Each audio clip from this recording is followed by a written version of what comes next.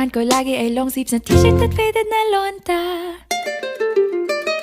Pero noong makilala kita, nagbagong bigla ang aking timpla. Natutuwa ko na magpariban at mag-ahit ng kilay at least once a month. Hindi ko alam kung anong meron ka na sa akin ay nagpalambot ng bigla. Sinong mag-aakalang lalaki pala ang bibihag sa tulad kong tigreng gala.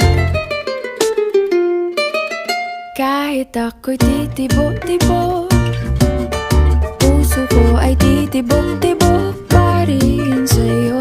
Isang halik mo lamang at ako ay tinatablan, at ang aking pagkababae ay nabubuhayan na para bang bulaklak na namumukadkad.